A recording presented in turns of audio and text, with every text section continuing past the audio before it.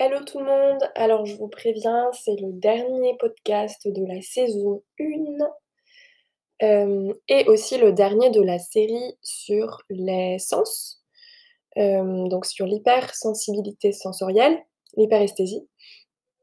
Et je tenais du coup à vous à vous dire en fait que je suis partie dans tous les sens encore dans ce podcast et je crois qu'il dure, oh là là, il dure 45 minutes. Oh mon Dieu.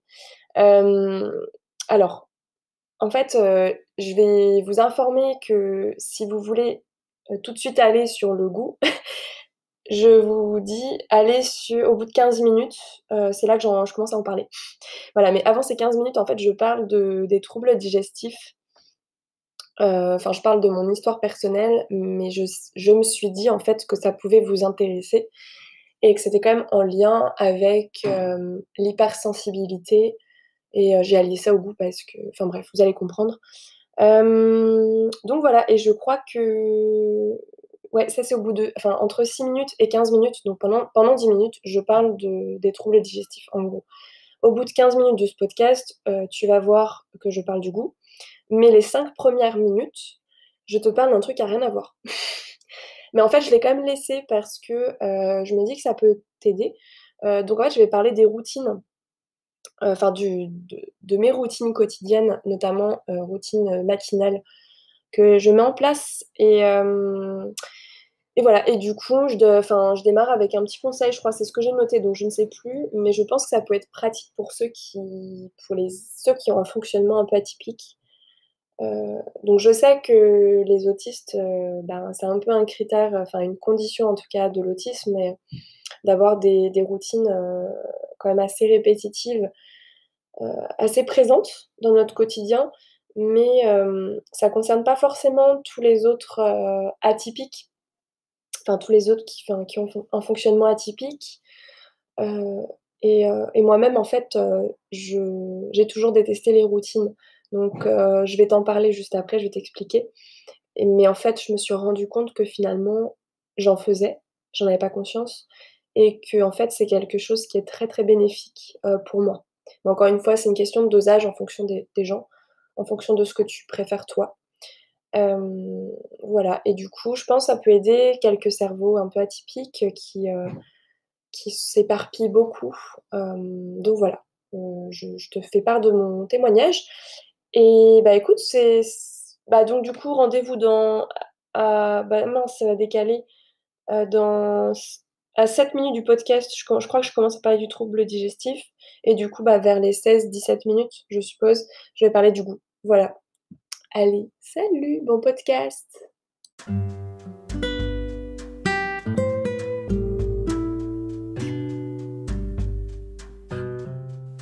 Bonjour, moi c'est Claire et je te souhaite la bienvenue sur mon podcast La vie en pause.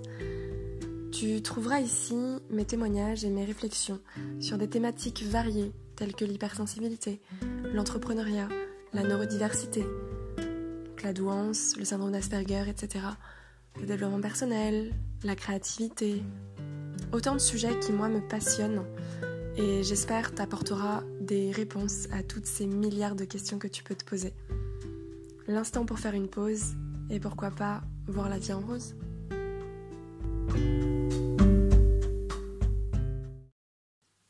Salut! Alors aujourd'hui je vais te faire mon dernier podcast de la saison 1. Quand je dis ça j'ai l'impression d'être dans une série Netflix. Non mais voilà, je fais le dernier de la saison. J'ai voulu séparer comme j'ai dit parce que ça me permettait de revoir un petit peu la façon dont je vais vous proposer du contenu et de faire une petite pause. Et alors petite, hein, parce que je pense que je vais revenir vraiment très très vite. Vraiment, parce que ça me tient trop à cœur. Et puis voilà, et peut-être que la saison 2, il y aura 40 épisodes, je ne sais pas. Non, mais peu importe, en fait, je voulais juste là marquer une petite césure et revoir un petit peu tout ça, et parce que j'ai eu quelques-uns de vos retours, parce que voilà, enfin bon bref, et du coup comme je vous ai dit, je vous ai fait des petites propositions d'idées, je suis en train de préparer un podcast justement pour vous parler de ça. Voilà, voilà. qu'est-ce que je voulais vous dire? Du coup, je vais entamer le dernier, donc qui est sur le goût. Et je vais certainement parler aussi d'autres sens. Je vais voir. Parce qu'il faut voir si ça me concerne vraiment ou pas. Enfin, tous les sens, bien sûr, mais de quelle façon, quoi. Alors, voilà, je prends mon petit café, mon petit chocolat. J'ai un petit rituel, en fait, chaque jour. J'ai mes petites routines, mais alors... J'aime pas le mot routine, je pense que j'en avais déjà parlé, je suis très sensible aux mots, et le mot routine, je ne l'aime pas. Comme le mot stabilité, le mot discipline, le mot... Enfin, tous ces mots-là, tous ces gros mots, je les aime pas du tout, et du coup, j'essaye en fait de les transformer en d'autres concepts, ou d'autres mots à moi, pour que ça passe beaucoup plus facilement, et du coup, cette routine que je fais chaque jour, je lui ai donné un nom. Un nom, ça fait vraiment nom de concept, hein. Et je me le suis imprimé, j'ai fait un beau visuel pour marquer tout ce que je dois faire, enfin toutes les étapes en fait de ces routines et chaque jour. Alors honnêtement, c'est quelque chose qui m'aurait fait flipper avant, vraiment, mais là c'est devenu nécessaire et en fait ça m'aide trop, ça m'aide de fou et je vous en reparlerai plus tard de ça parce que ça a été un super outil pour moi, donc je voulais en parler là vite fait en petite intro pour vous parce que rien que le fait d'avoir créé un beau visuel, d'avoir quelque chose de joli, en tout cas pour ma part, j'avais besoin que ce soit esthétiquement, voilà, que ce soit très joli, que ce soit graphique, que ce soit personnalisé, qui ait un autre nom que la routine, donc il y a une espèce de nom, un concept, et que je sois aussi flexible, c'est-à-dire c'est pas un planning avec des horaires. Je sais juste que je commence cette routine dès que je me lève et je la termine après manger, en fait. Mince, le midi. Donc voilà, donc en fait c'est quand même assez libre, mais je la fais dans l'ordre et c'est génial, ça m'aide terriblement parce qu'en fait ça m'aide à travailler, en fait à avoir un cadre de travail, mais de le faire dans une condition,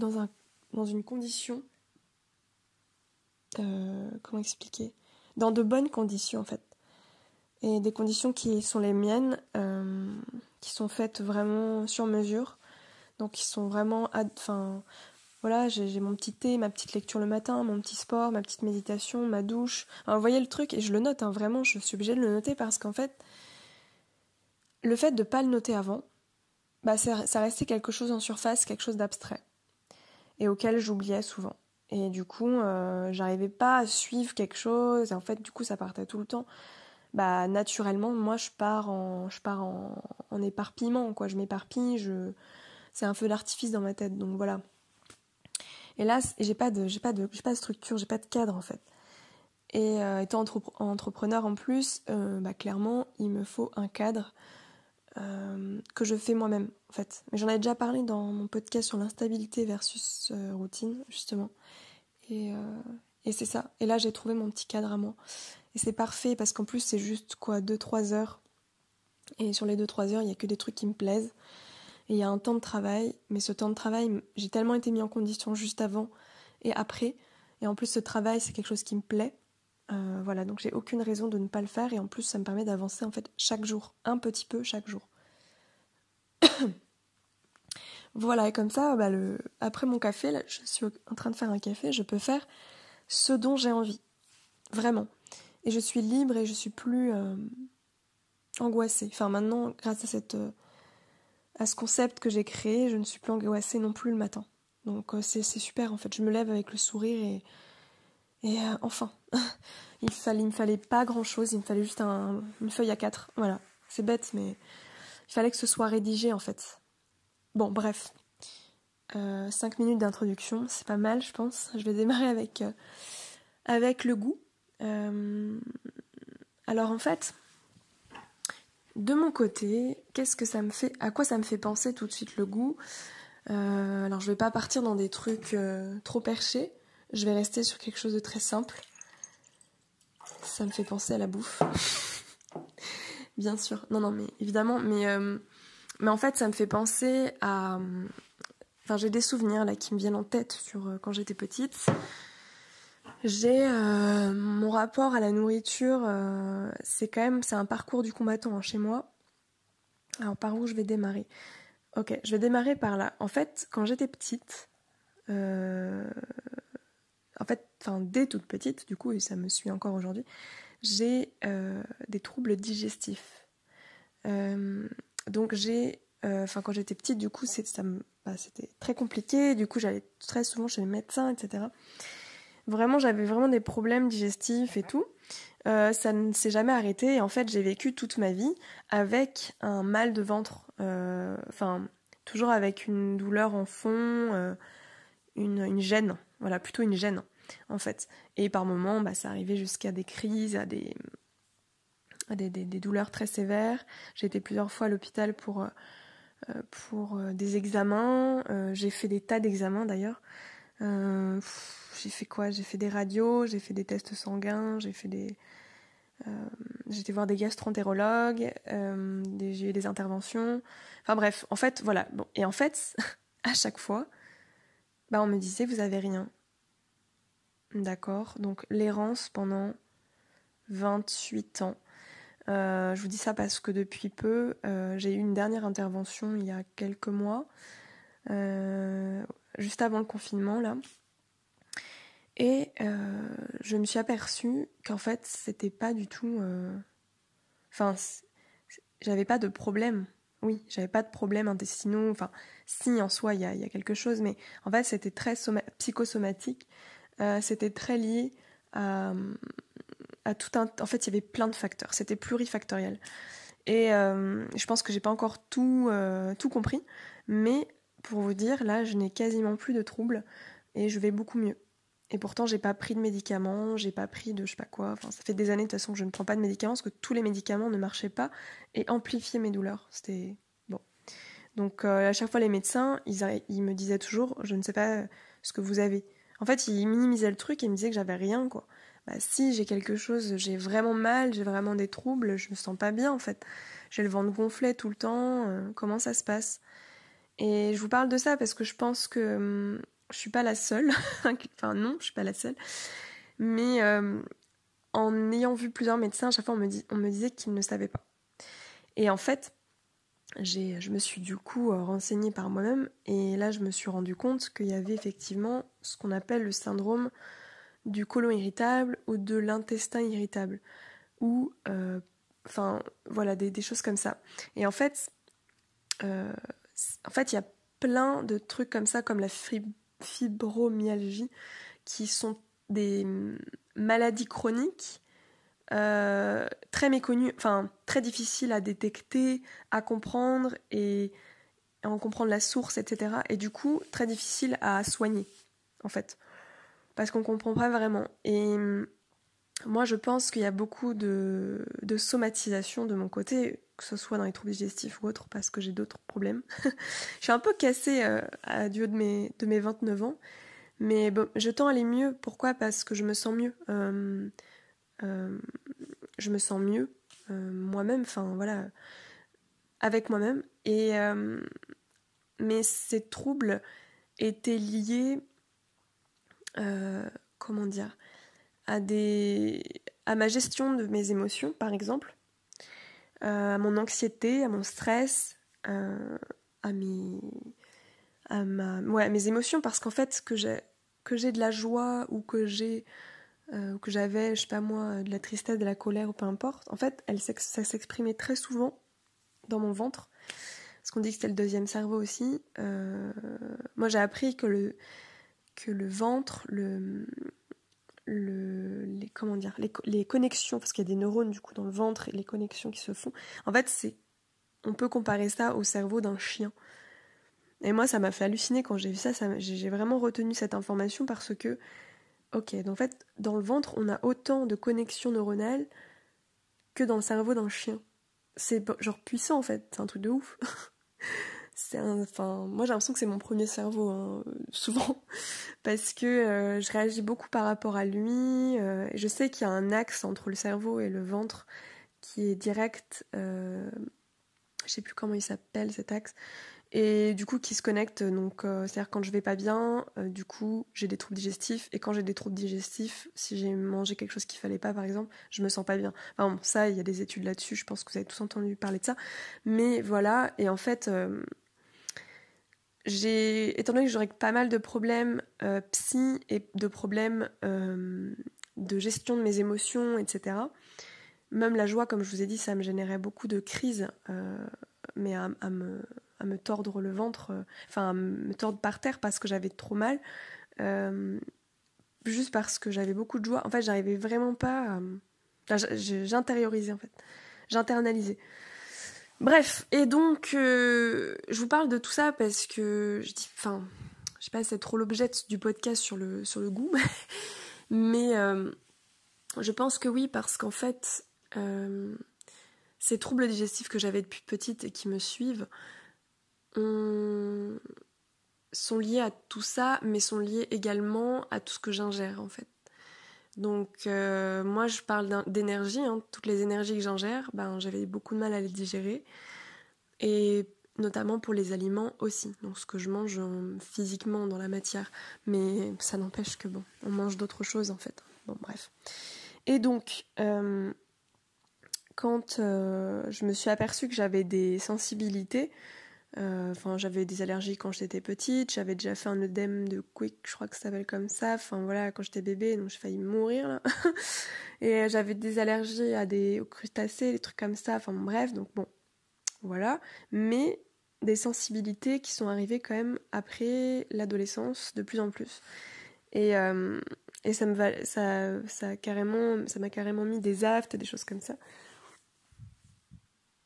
Donc plein de petits symptômes et tout que j'ai pu et qui m'ont vraiment vraiment embêtée. Et donc j'ai changé mon alimentation. Et depuis quelques années maintenant, j'ai totalement changé mon alimentation, ce qui fait qu'aujourd'hui j'ai on peut dire un régime strict, mais après bon, c'est moi qui me l'impose sans me l'imposer, c'est-à-dire que c'est arrivé progressivement. J'ai éliminé beaucoup de choses de mon alimentation. Et maintenant, en fait, elles se ressemblent et ça me dérange pas du tout parce que ce que je mange, bah, c'est beaucoup de fruits et de légumes, pas tous parce qu'il y en a, je ne peux plus, mais c'est beaucoup ça.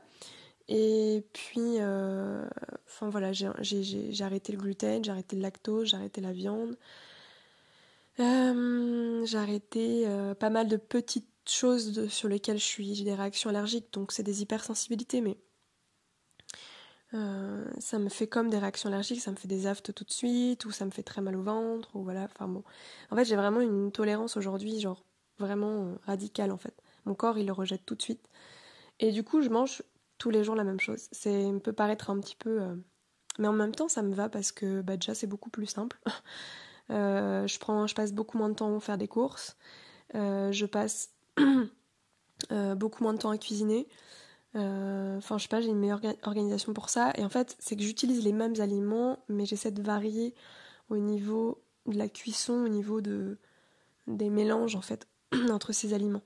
Mais globalement, ça reste des salades le midi et des pâtes sans gluten le soir, quoi. Donc, voilà. Bon, c'est pas... Après, je suis sensible à tout ça. Enfin, du coup, maintenant, je vais beaucoup mieux par rapport à ça. Enfin, clairement, moi, j'ai enlevé le gluten. Enfin, c'est un truc de fou.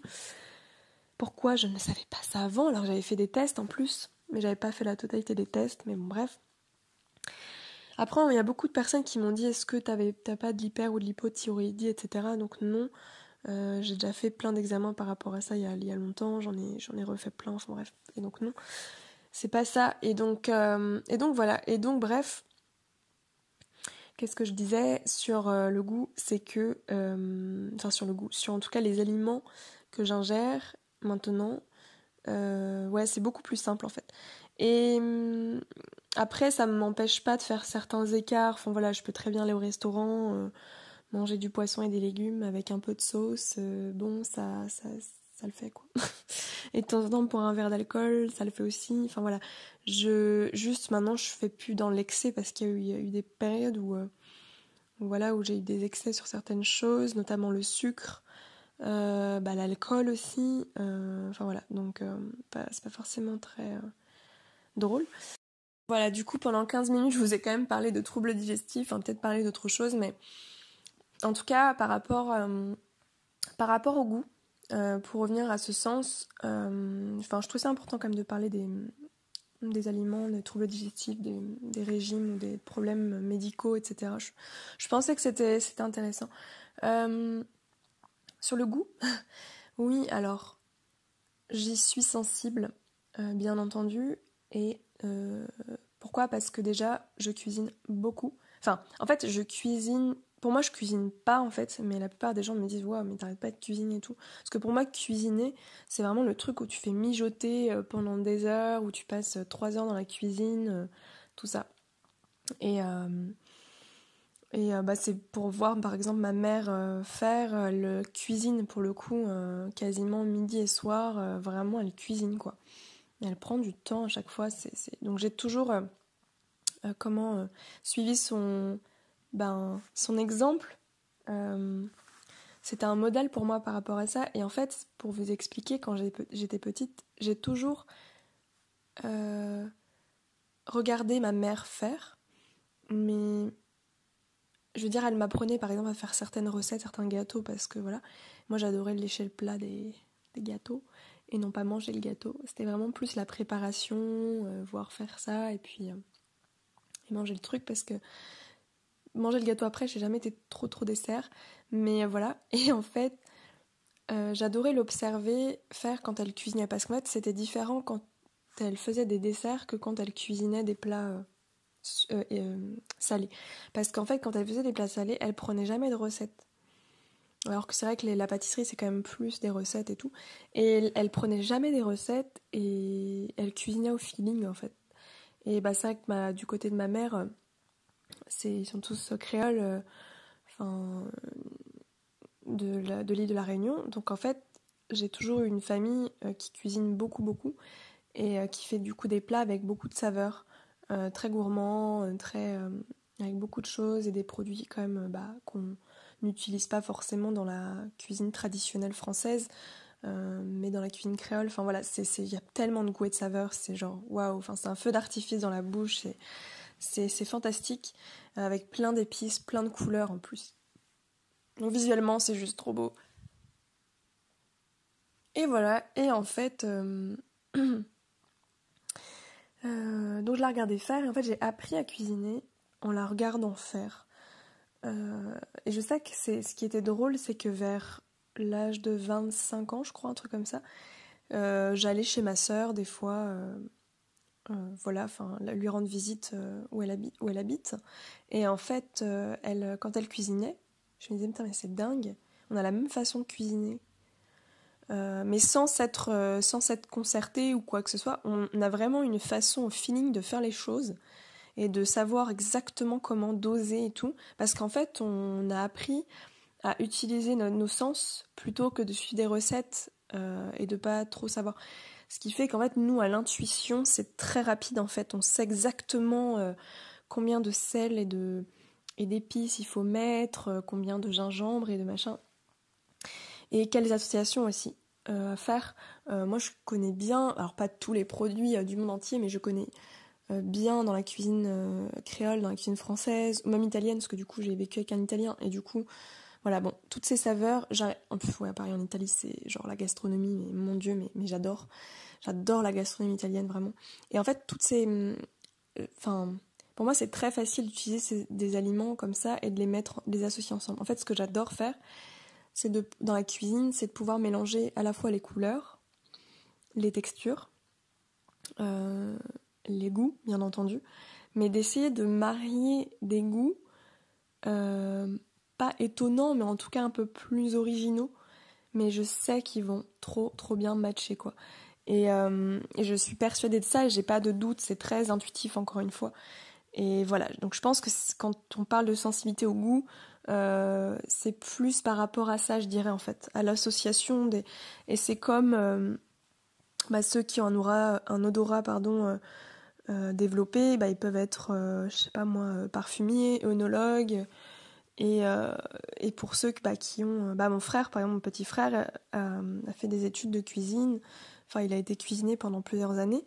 Maintenant, il se dirige plus vers la musique, mais Mais du coup, voilà, dans la cuisine, ce qu'il aimait faire, c'était créer, en fait.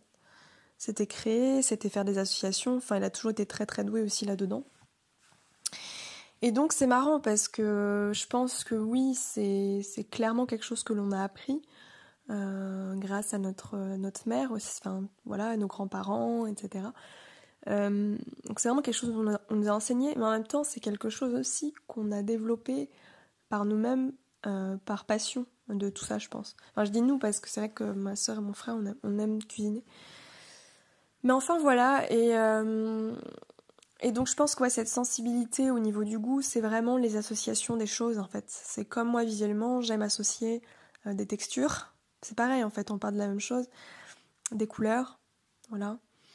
Euh, des choses un petit peu plus contrastées, enfin... Voilà, c'est vraiment les mêmes choses. Et je pense que dans la musique, c'est la même chose. Moi, je chante et je fais... Enfin, je fais pas du piano.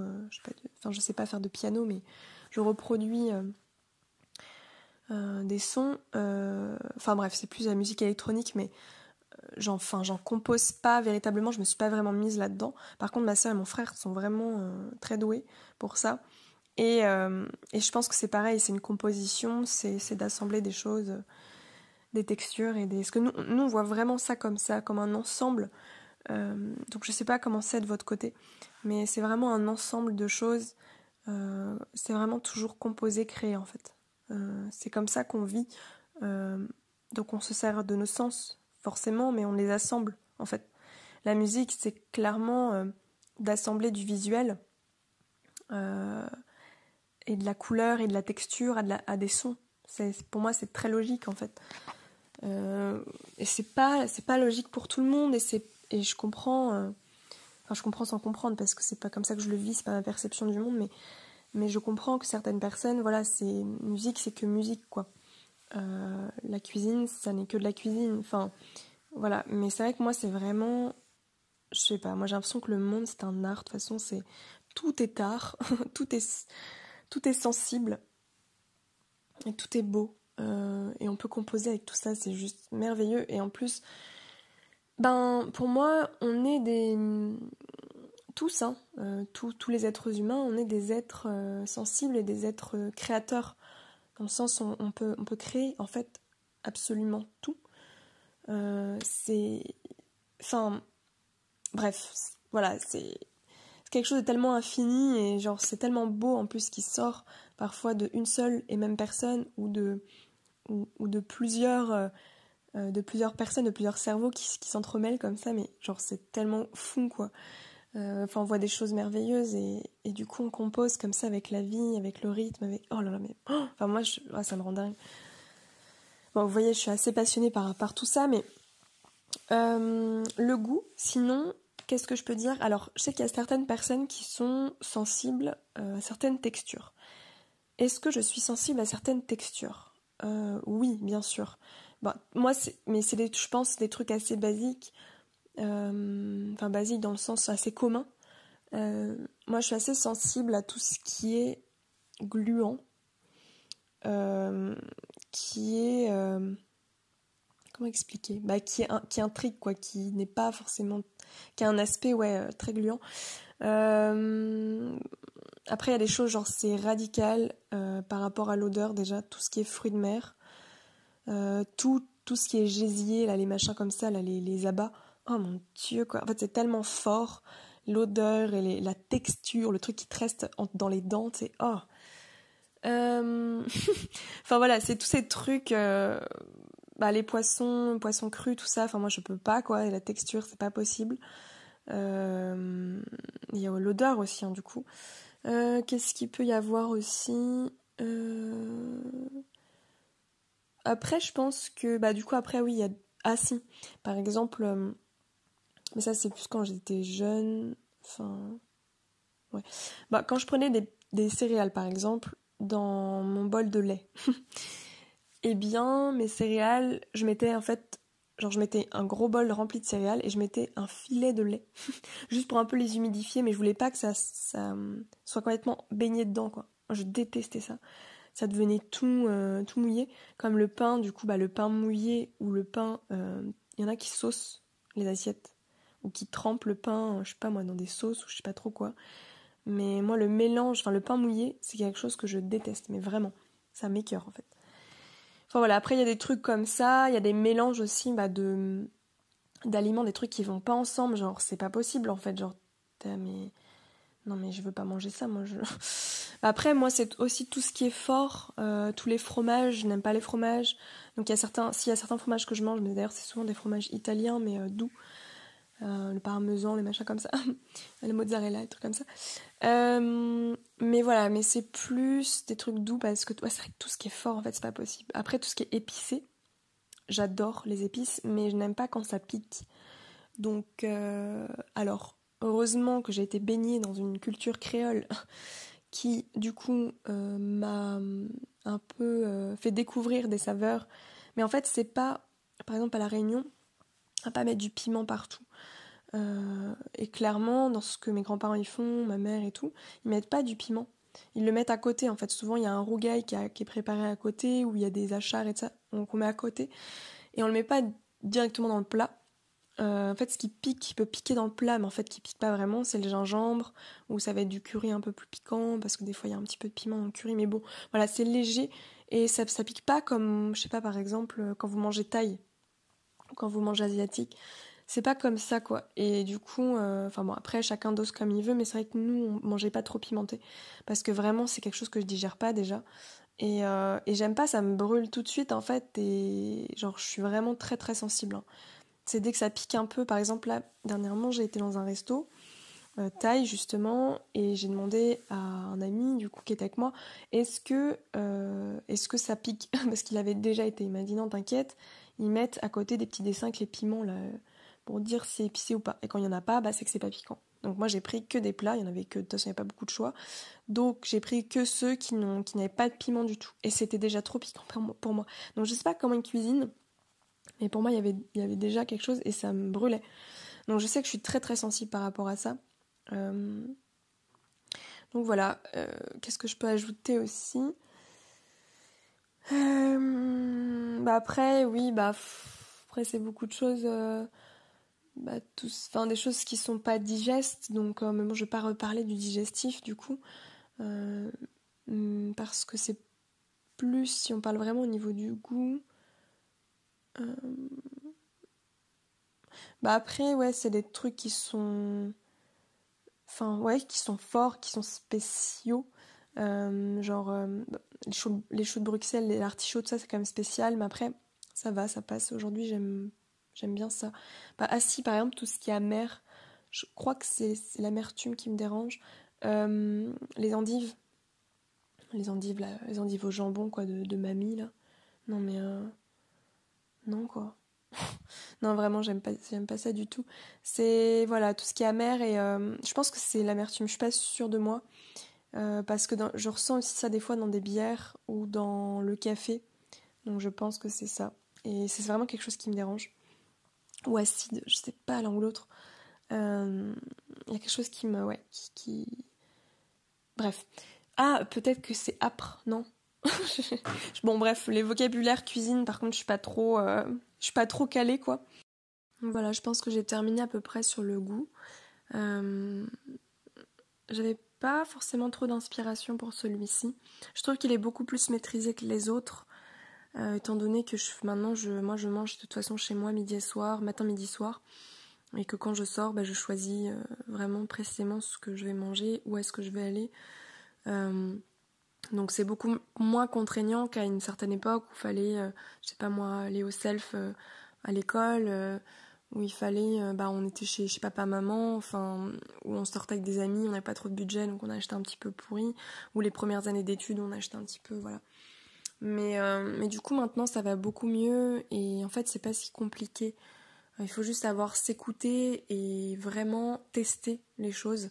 Moi, j'ai été voir une kinésiologue parce que justement, j'avais beaucoup de sensibilité, beaucoup d'aphtes, de problèmes digestifs. Donc, j'ai été voir une kinésiologue qui m'a fait des tests. Et du coup, j'ai pu savoir ce qui était vraiment à prohiber, à enlever, à éviter.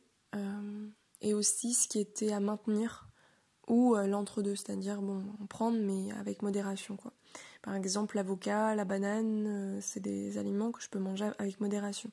Parce qu'après, en trop grande quantité, c'est pas bon pour moi, c'est toxique en fait. La tomate, je ne peux plus du tout en manger, par exemple. Ça me fait une réaction tout de suite. Certains fromages, bref, vous voyez le truc. Et du coup, c'est vrai que ça a beaucoup aidé le fait de s'écouter, de savoir ce qui nous va, ce qui nous va pas. D'éliminer, en fait. En fait, c'est vraiment du sur-mesure. D'éliminer petit à petit. Après, je sais qu'il y a quand même des grosses familles comme le lactose, le lait de vache. Moi, il y a certains, même le lait de soja, d'avoine, je ne peux pas en manger. Ça me fait aussi du mal. Mais je ne sais pas, le gluten, les sucres rapides, la façon de manger aussi, parce que manger trop vite, manger trop en grosse quantité. Souvent, moi, j'avais les yeux un peu plus gros que le ventre et j'avais tendance à manger très vite. Parce que, je sais pas, j'étais devant une série ou devant je sais pas quoi. Et souvent, quand on mange devant un ordi, faites le test de ne pas manger devant un écran ou avec d'autres personnes, je ne sais pas. Mais de manger soit au calme, soit moi j'écoute un podcast maintenant et c'est beaucoup mieux. Parce que j'ai juste l'oreille attentive et je peux beaucoup plus me concentrer sur ce que je mange et de prendre le temps. Chose que j'avais du mal avant. En fait, je mangeais pas, je bouffais. Voilà. Et ça me crée forcément des douleurs aussi. Donc ça, je sais que ça a beaucoup joué ma façon de manger. Donc pour moi, il y a des méthodes pour manger en fait. Il y a pas que... les aliments sont pas que c'est pas que de leur faute. Et puis en plus... c'est vrai qu'il y a beaucoup moins d'apports aujourd'hui nutritionnels. Il y a tous les aliments qu'on achète aussi aujourd'hui dans les grandes surfaces sont tellement moins bons qu'il y a des décennies. Et du coup, maintenant, aujourd'hui, je n'achète que des produits locaux et frais dans mes légumes et tout ça. Donc déjà, c'est tellement meilleur. C'est pas beaucoup plus cher. Et des fois, c'est même moins cher. Et voilà, d'aller au petit marché, donner de l'argent aux petits producteurs d'à côté, franchement, il n'y a rien de tel. Et de revenir un peu à l'ancienne, je veux dire, c'est pas parce la société a évolué dans ce sens qu'on doit absolument être dans son sens, en fait. Moi, j'étais plus d'accord avec comment ça se passait avant. Et ça se passait beaucoup mieux. Hein. On sait un petit peu les conséquences de tout ça. Et c'est vrai que, là, ça y est, je fais un petit ton moralisateur, là. Non, mais voilà, ça me touche tous ces sujets-là parce que je pense que aussi le fait de se nourrir sainement, sur tous les aspects, c'est aussi se faire du bien pour nous, en fait. C'est se respecter, je trouve. C'est vraiment avoir une belle hygiène de vie, en fait. Donc ça passe par la nourriture, mais par les aliments, par ce qu'on achète, comment on achète, de quelle façon on mange. De manger en conscience aussi, en fait. Totalement en conscience et de pas bouffer comme moi j'ai pu le faire ou d'avaler tout ce qui passe et voilà, et d'avoir des problèmes après de santé. Mais franchement, faut pas attendre ce moment-là, quoi. Et même si on n'en a pas, parce que au-delà de ça, en fait, c'est aussi une prise de conscience, on va dire, globale sur comment on se nourrit, mais aussi la façon dont on dort, notre sommeil, je sais pas moi, notre hygiène, même notre hygiène corporelle, tout ça, bref, je pars loin. Mais je sais pas, tout ça, moi je trouve ça super important. J'en reparlerai peut-être pour un autre sujet parce que c'est pas trop l'objet aujourd'hui, mais voilà. Sinon, il restait du coup 4 sens, la proprioception. La thermoception, j'en ai parlé dans le podcast sur le toucher. Mais la proprioception, la nociception. Alors, nociception, je crois que c'est la sensibilité à la douleur. C'est la capacité de notre corps à être sensible à la douleur. La proprioception, c'est, je crois, pouvoir... alors, je veux pas dire de bêtises, je crois que je vais regarder en même temps parce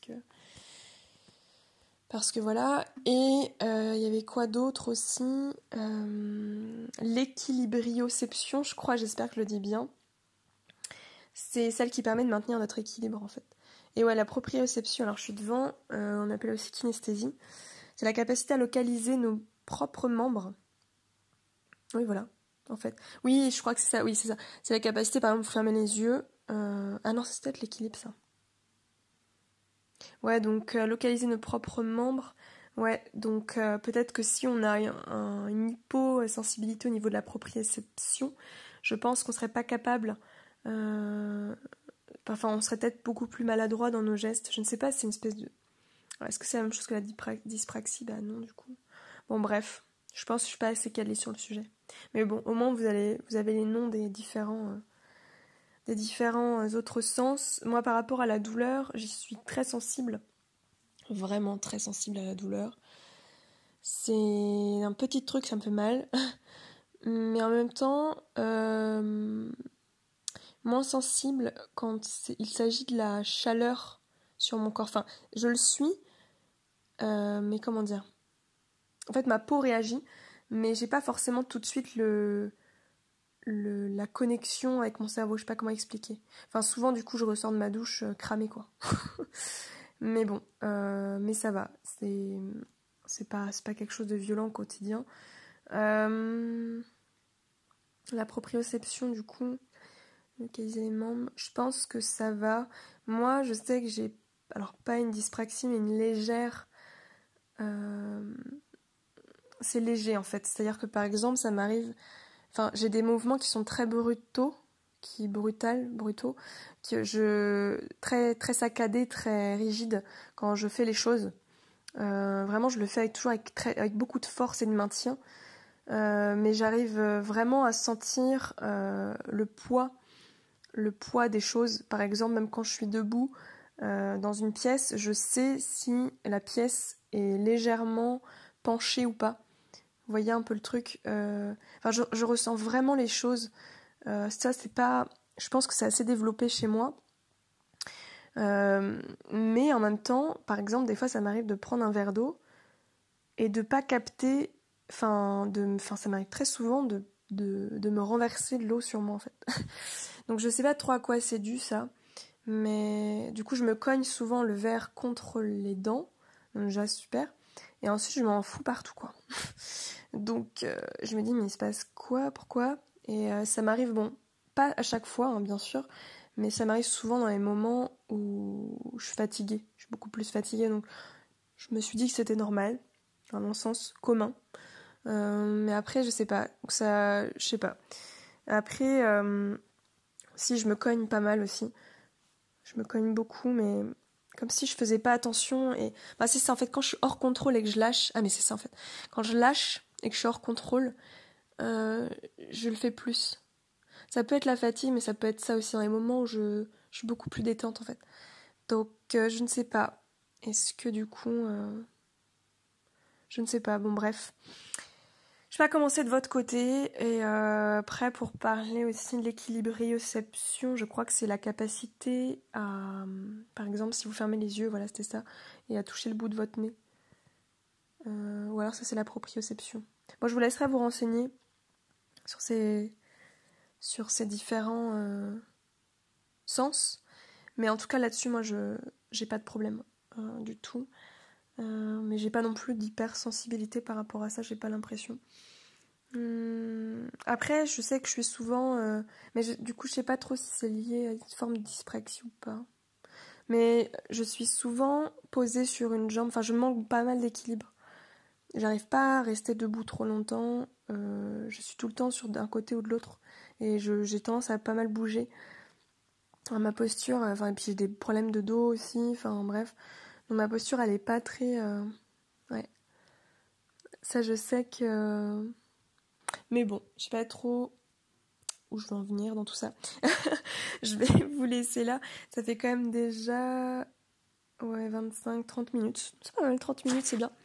Je vous laisse et puis du coup c'est le dernier épisode de la saison, mais je vais vous faire un petit audio rapide juste pour clôturer la fin et vous expliquer un petit peu les prochains... comment ça va se passer après.